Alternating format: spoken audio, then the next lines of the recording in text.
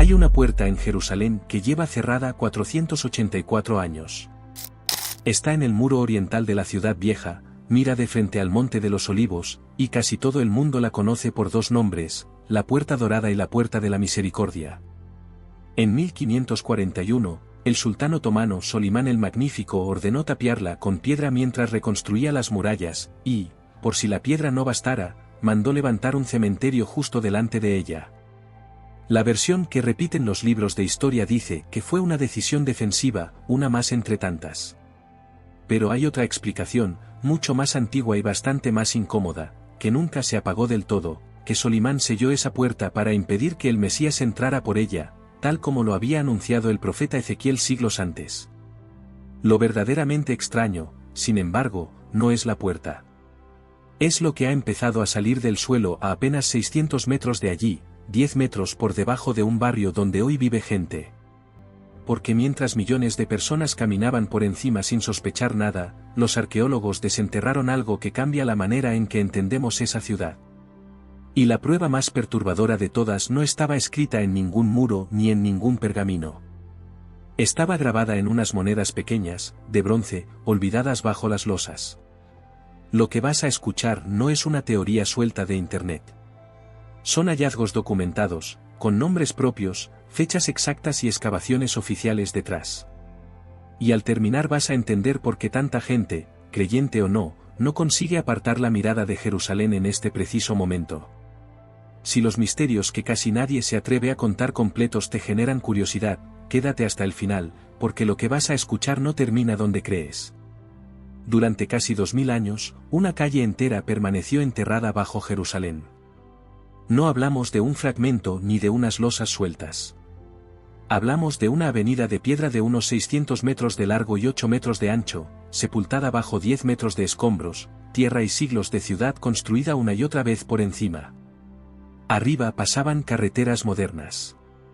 Había casas habitadas, patios con ropa tendida, tuberías de agua corriente. Y justo debajo, intacta en lo esencial, seguía la calle principal de la Jerusalén del Segundo Templo, la misma por la que subían los peregrinos hacia el monte sagrado. Sacarla a la luz se convirtió en una de las excavaciones más complejas y caras de la historia de Israel. Los arqueólogos no podían cavar a cielo abierto, porque encima de la calle vivía gente. Así que tuvieron que trabajar casi como mineros, avanzar en horizontal por debajo de un barrio entero, apuntalar el techo metro a metro, retirar miles de toneladas de relleno sin que se viniera abajo lo que había arriba. Imagínate excavar un túnel del largo de 6 canchas de fútbol puestas en fila, sabiendo que sobre tu cabeza hay familias durmiendo.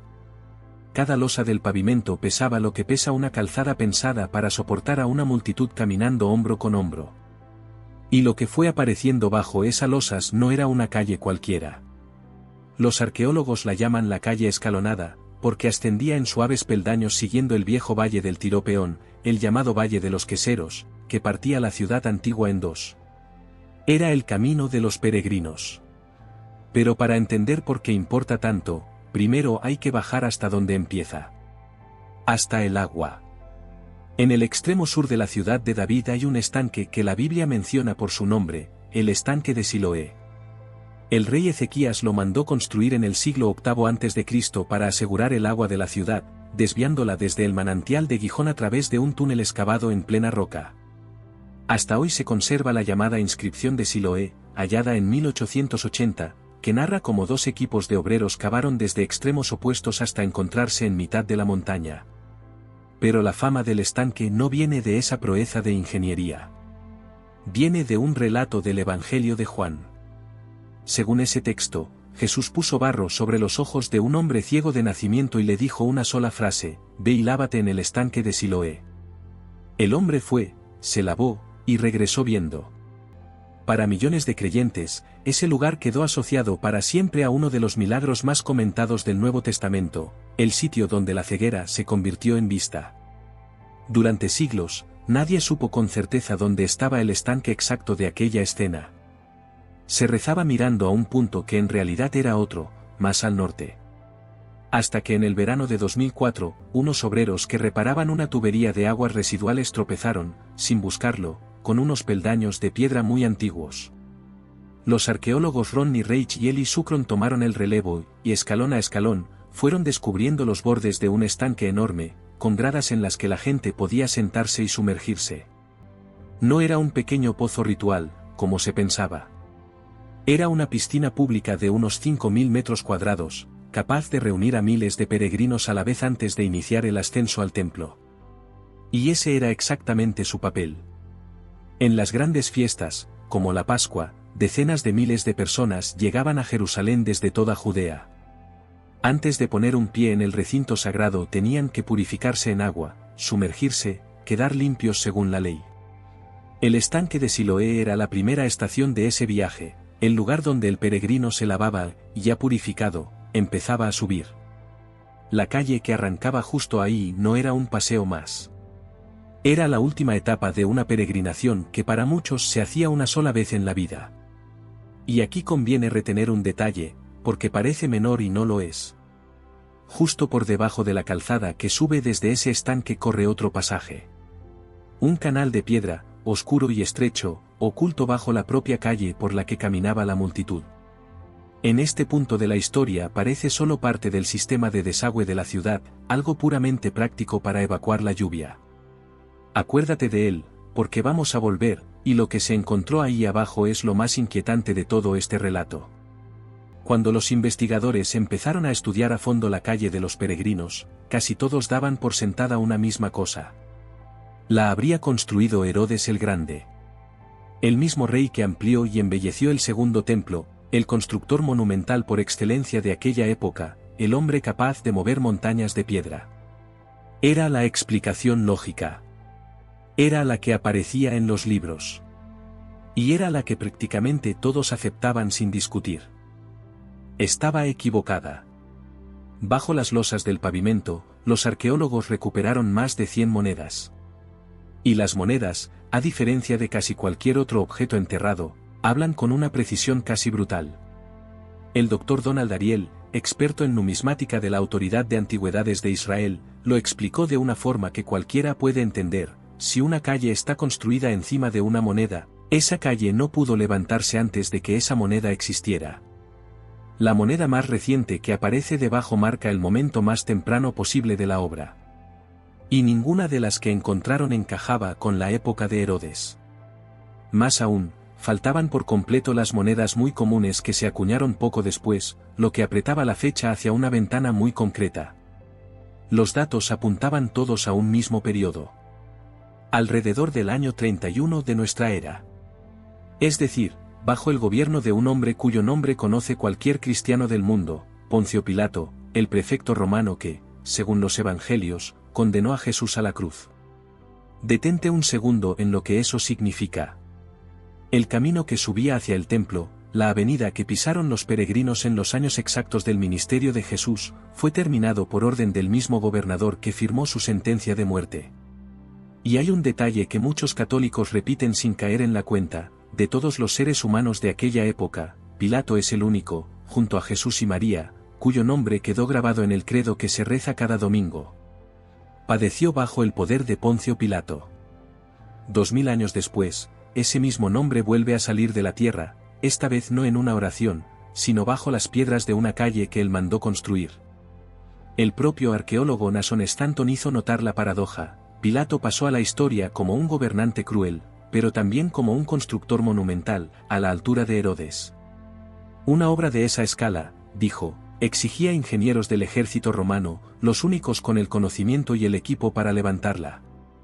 Y el historiador Flavio Josefo ya había contado que Pilato financió un acueducto para Jerusalén usando dinero del tesoro del templo, una decisión que desató disturbios en las calles. La calle recién hallada sugiere que, al mismo tiempo, estaba levantando otras grandes obras en la ciudad. Si esto fue lo que reveló la superficie, lo que de verdad faltaba por explicar estaba más abajo. En aquel canal que te pedí que recordaras. Nada de todo esto estaba en los planes de nadie.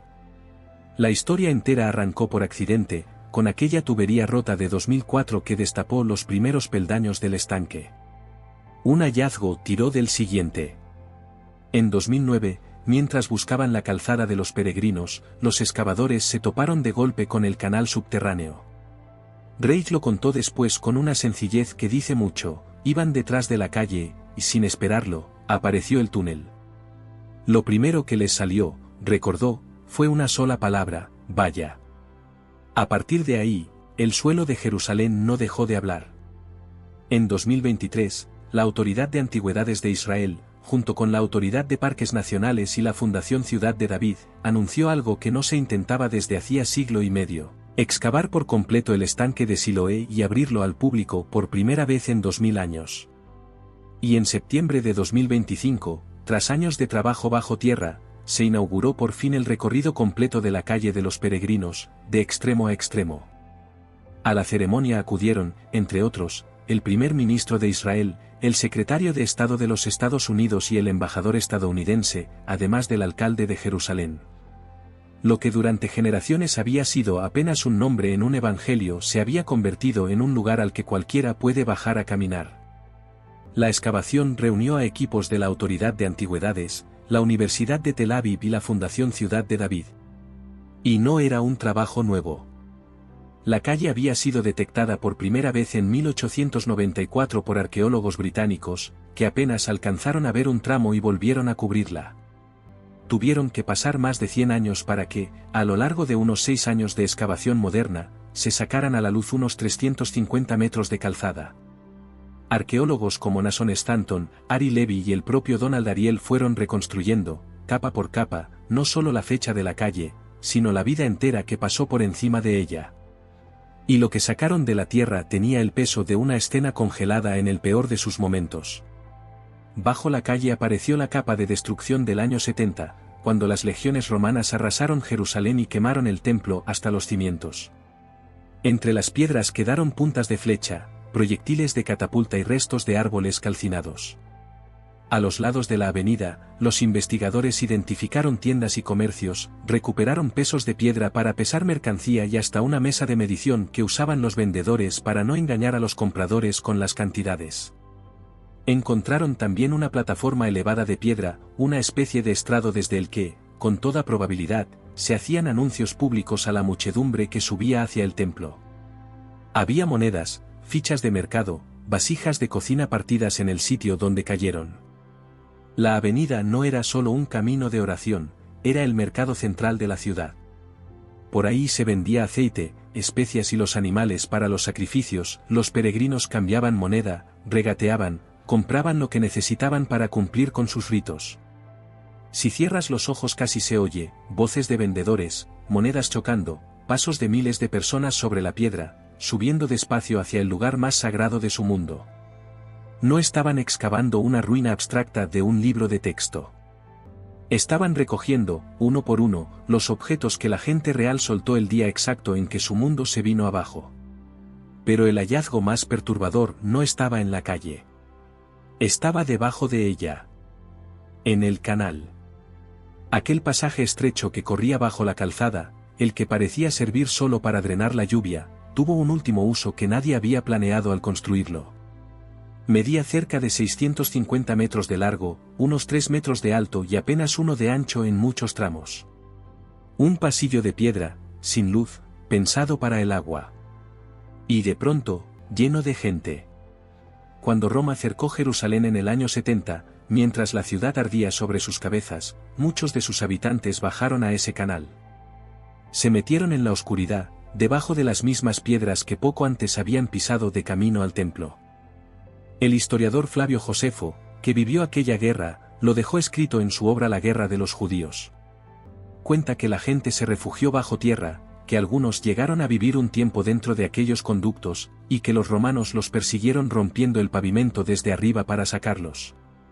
Los arqueólogos encontraron exactamente eso, casi como una ilustración del texto antiguo. Agujeros abiertos a golpes en las losas de la calle, justo encima del canal. Marcas de una cacería. Señales de soldados destrozando el suelo para alcanzar a los que respiraban debajo. En las paredes del túnel quedó incluso el rastro de ceniza de los fuegos con que intentaron forzarlos a salir. Josefo escribió que, cuando los romanos levantaron por fin las losas, hallaron bajo tierra a muchísimos de los que se habían escondido, que para algunos la salida llegó demasiado tarde. Leer eso es una cosa. Ver los agujeros reales en la piedra, después de 2000 años, es otra muy distinta. Y dentro del canal, hundidas en el barro de 2000 años, fueron apareciendo cosas. Una espada romana, completa, con su vaina de cuero todavía. Monedas. Fichas que servían para comprar los animales de los sacrificios del templo. Una rara moneda de medio siglo, la que cada adulto pagaba como impuesto sagrado, de la que apenas se conocen un puñado de ejemplares en todo el registro arqueológico del país. Cada objeto, una historia interrumpida a la fuerza. Y entonces apareció algo más pequeño. Algo que cuesta mucho más explicar. Una campanilla de oro. Del tipo que se cosía al borde del manto de una persona de muy alto rango. La clase de adorno que, según la propia escritura, llevaba en su túnica el sumo sacerdote, para que se le oyera al moverse cuando entraba en el lugar santo. El libro del Éxodo lo describe con detalle: campanillas de oro alternadas con granadas bordadas, cosidas al ruedo del manto sagrado. Y aquí está el detalle que hiela: junto a la campanilla, los excavadores recuperaron además una granada de oro, la otra mitad exacta de ese mismo ornamento descrito hace más de 3000 años. Una campana diminuta, de oro puro, en el fango de un desagüe por el que escapaban los condenados de una ciudad en llamas. Piénsalo despacio. ¿Quién era esa persona de rango que bajó a un canal de desagüe en los últimos días de Jerusalén? ¿Por qué su campanilla quedó allí, perdida en el lodo, en lugar de seguir sonando en el templo? ¿Qué hacía un objeto del ceremonial más sagrado en el último escondite de los que huían? Nadie puede responderlo con certeza. Solo sabemos que cayó allí, y que 2000 años después salió a la luz. No, nada de esto demuestra una profecía. Los arqueólogos son los primeros en decirlo, y conviene repetirlo con honestidad. Una moneda fecha una calle, no anuncia el futuro. Una campanilla habla de un hombre que huyó, no prueba lo que está por venir. Una puerta sellada es, antes que nada, una puerta sellada. Quien diga lo contrario está adivinando, no investigando de verdad. Pero hay algo que sí cambió, y vale la pena decirlo con precisión, sin inflarlo. La calle que mandó terminar Pilato, el estanque donde un ciego dijo recobrar la vista, el canal donde murieron los últimos refugiados, la puerta que Solimán tapió mirando al oriente. Todos ellos llevaban siglos enterrados, ilegibles, prácticamente olvidados por el mundo. Y todos han vuelto a la luz casi en la misma generación. No porque alguien lo planeara, sino por una mezcla de accidentes, tecnología y permisos que coincidieron en el tiempo. La ciudad que la escritura describe no se está borrando. Se está volviendo más visible, piedra a piedra, calle a calle, año tras año. Esa coincidencia es la que mucha gente, creyente o escéptica, no logra quitarse de la cabeza. Durante 2000 años caminamos por encima de todo esto sin verlo siquiera. Generaciones enteras nacieron, rezaron y murieron sin saber que la calle del Evangelio estaba intacta, a 10 metros bajo sus pies. Y ahora, lentamente, la ciudad vuelve a ser legible justo cuando más se discute sobre ella en todo el planeta. Queda una pregunta abierta, y es la que pienso seguir en el próximo capítulo. Esa puerta dorada con la que empezó todo no se selló de golpe ni una sola vez. Su historia es una larga sucesión de cierres y aperturas. Los musulmanes la cerraron alrededor del año 810, los cruzados la volvieron a abrir en 1102, Saladino la tapió de nuevo tras vencerlos en 1187, y Solimán la selló por última vez en 1541. De las 8 puertas de la muralla, es la única que permanece cerrada, justo debajo de la cúpula dorada que hoy domina la explanada, con un cementerio musulmán a sus pies y otro judío en la ladera de enfrente. Y bajo esa puerta tapiada, frente al Monte de los Olivos, los estudios recientes del terreno han detectado restos de cimientos más antiguos que el muro que hoy se ve. Hay algo debajo de la puerta sellada. Estructuras de otra época, ocultas bajo la que conocemos. Y, por ahora, nadie ha dicho en voz alta qué son. Antes de cerrar, quiero dejarte una pregunta que a mí no se me va de la cabeza. ¿Cuántas veces, sin saberlo, habremos pasado por encima de algo sagrado, de una historia que dábamos por perdida, sin sospechar que seguía ahí, entera, esperando bajo nuestros pies? Quizá lo que se está desenterrando en Jerusalén no nos habla solo de Pilato, ni de Ezequías, ni de Josefo. quizá nos pregunta, a cada uno, cuántas de las cosas que aprendimos de niños seguían siendo verdad, debajo del polvo, todo este tiempo. Si llegaste hasta aquí, ya sabes que en este canal no contamos las historias a medias ni a la ligera. Suscríbete y activa la campana de notificaciones, porque en el próximo vídeo bajamos a lo que se esconde bajo esa puerta tapiada, y es algo que casi nadie se ha atrevido a contar completo. Te espero del otro lado.